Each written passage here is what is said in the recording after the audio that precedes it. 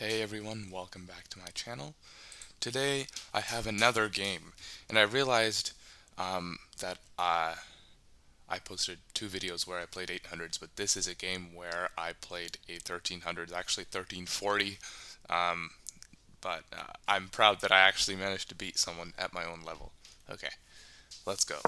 E4, C6, D4, D5, E5, advanced Caro-Kann, C5, C3. Okay, so here I think I don't know if this is the best move, but like we'll see with the computer later. So I'm just gonna roll through the opening where I made a couple of errors here. I think after this I should have taken on c5, but instead I played this, losing myself a pawn. So here you can see that after takes, if I take back, if I take, then knight takes, and I'll have to go back here to guard against the fork or there or something, and I'm just down a clean pawn. So instead, I decided to gambit the pawn, or pretend that I gambited it by playing bishop to b5, pinning the knight, and threatening to recapture this pawn. So I'm threatening to win it back. But they take. Okay, knight takes. Now I have pressure on d5. Now e6, defending. Bishop to e3. And here, it's a tricky move, because if they play d4, I play takes, takes, takes, and suddenly I'm winning. Because even though they've managed to fork my pieces, if their king moves here, I'll just take. And if they take, nope, that's not what I meant to do. I take the rook, and suddenly I'm up the exchange. So that's and obviously all of this stuff is just met with this, and you're completely safe, and you're just up an exchange. So that's not an option. So my opponent did not blunder that. Instead, they played knight here, reinforcing that knight, preparing such a move, and I castled here. You may notice that this is still possible, but now look at this. Rook to d1. The queen is being pinned, so if they take either of the pieces, say like this, they lose the queen. So that was not played. Instead, a6, I took and moved my bishop to guard my pawn and to avoid this fork. Okay, g6, preparing to fianchetto. Rook to e1, adding more defense, because when this bishop comes, it's going to attack this pawn. Bishop, I move my bishop back out of the way. Knight to a4, queen to a5, attacking the knight and activating the queen. Okay, so I played queen to b3, attacking the pawn and defending the knight. Obviously, I can't actually take the pawn because then my knight hangs, but I have future plans of maybe moving my knight. b5. Knight to c5, and here I got a grand idea. I thought, hey, look at this pawn over here, right? It's defended. It's fairly weak at the moment. It's being attacked, and maybe if the queen goes back, it could be won unless I play f4, which weakens myself. So I was thinking, hey, what if I somehow bring my knight to this square? Because then it's check, so the bishop will probably take, and then my pawn takes, and suddenly, have you ever seen a pawn over there and a queen over there, and then that mate is unstoppable? I was like, okay, maybe I could get such a position. Maybe I could get a position where there's a nagging, a kind of threat of like some kind of queen infiltration with the pawn and to deliver a checkmate. So I was like, okay, let's do that. So over the following moves, I defended against a fork and attacked the knight. The knight moves. I go knight there, attacking the rook, so the rook has to move, and then I get my plan. So now pawn takes. Look at this pawn. It's waiting for my queen to get over there, but at the moment this knight is blocking all of those moves. d4. Now a3, I was just trying to play maybe this, or just to protect this so I can go rook d1. But here I was also considering another move as I played, which was the move g5, or g4, sorry, which is to kick this knight out. This knight probably will have to retreat here, or maybe here, but that knight there looks pretty sad after this move. Not that, oh, not that move. But like any move attacking that knight there, that knight has no squares. That's what I meant. All right, so so I did not play g4 because I thought it was too weakening to my king. Instead, I played a3. And after the knight moved back, taking the pawn, because the knight, my opponent wants to rotate it back here so that it can guard the mate square and also attack the pawn. So I obviously my queen's under attack, so I rotated my queen out. And now you see I've regained that pawn that I lost in the opening, and I now have just a superior position because of this pawn and my bishop versus the knight. Alright, so now I'm kind of threatening this kind of stuff, but not really, because this knight, first of all, is going to take this pawn as soon as I move my queen away from the defense, and second of all, the knight also guards the mate square. So I just moved the queen to the side. Now queen to d2, bishop to e5, and this move has like maybe 2 or 3 ideas. The first idea is to guard the pawn. Second idea is to bring the bishop back here, attack the queen, and then maybe bring my rook up and do some cool stuff. So h5, now just kind of preventing any queen to h6 ideas. So now bishop to c3, as I mentioned, queen to c2, and rook to e3. Now here I'm coming all guns blazing. I'm trying to kill the king. All right. Knight to c7, rook to g3. Now I'm threatening to take on h5, and I'm also threatening maybe to do some sacks in the future. Not now, because that would not work. That would just lose, right? Check. Rook takes, queen takes, king to h2. I calculated out that there was no back rank. I was like, okay, let me just go all in. I think I'm pretty secure, and I think the opponent's king is weak enough that I can go for this.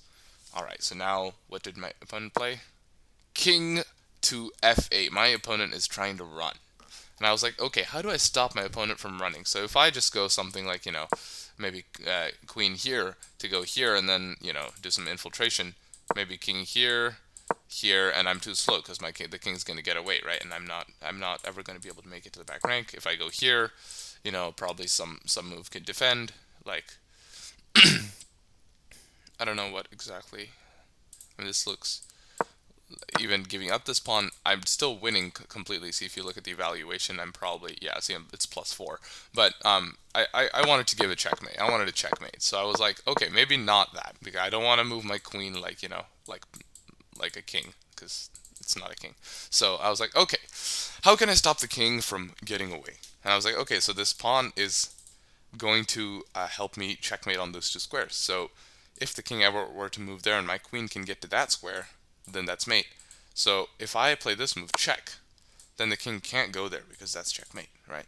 So the king has to go back because there's no blocking, because obviously there is no blocking because that loses a queen.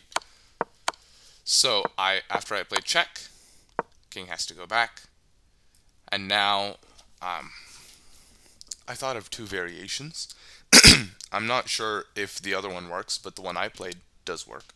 So I'll just show you both ideas. I'll show you the first one, which is not the one I played, which is rook takes here with check. No, that's not the idea. Sorry, that is not the idea. The idea is queen to e4. And I attack the rook, and I'm threatening rook here check. With it, so let's just say rook here, okay? Check, takes, check, here, check, here, mate. Nope. I keep mouse slipping on the most crucial moments. Check here and mate, right? So that was the idea. But I wasn't sure exactly if this would work. First of all, I didn't know whether there's like, a sneaky move that actually saves the game for black here or something. Like maybe there's some kind of, maybe there's like knight here, which, like, I don't know, it might do something. Like if takes, maybe king goes here and something. Like, I don't know exactly how to calculate that out, and I had, like 3 minutes, and I was like, okay, I see a line that's maybe a little bit more solid, so I'll just play that. Queen to e7. Here comes the drama. Knight to d5. And yeah, feel free to pause the video and find the move that I played here. It is the top engine move. Check. And now the king has either this, or taking the rook. So if you go here, this leads to mate. If you go here, then this is mate.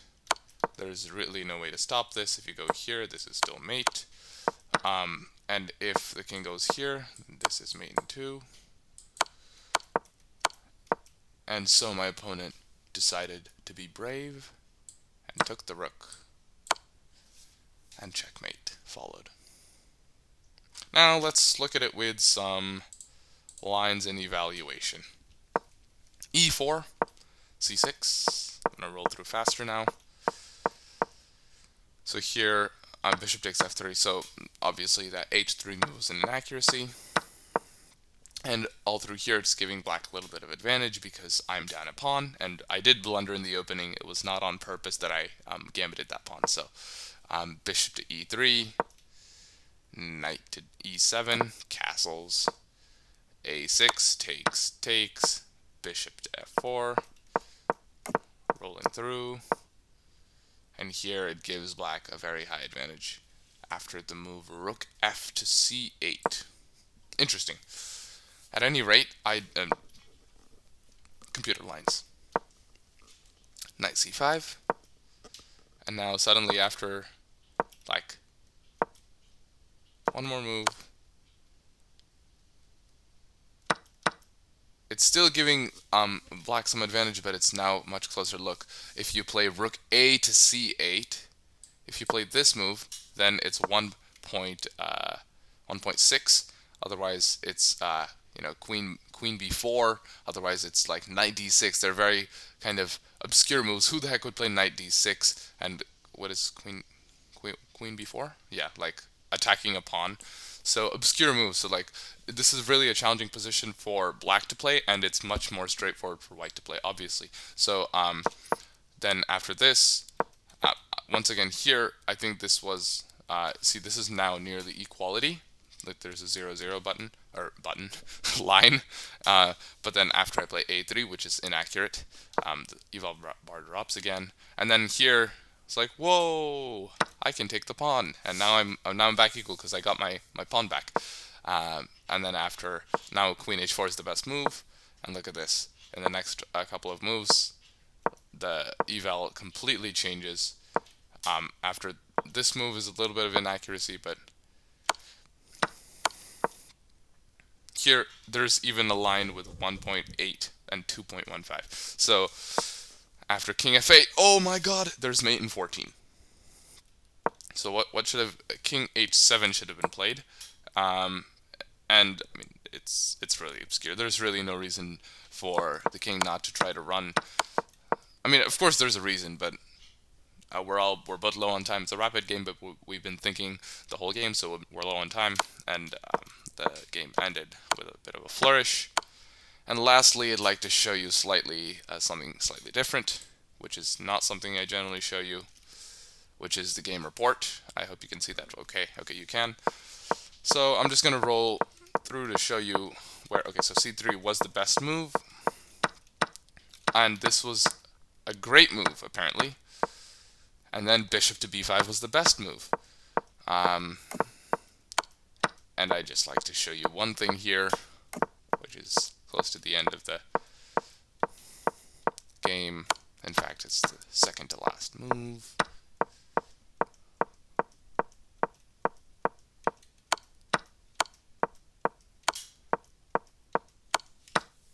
Did you see that? Did you see that? Double exclamation mark. Did you see that? Rook takes g6 is brilliant.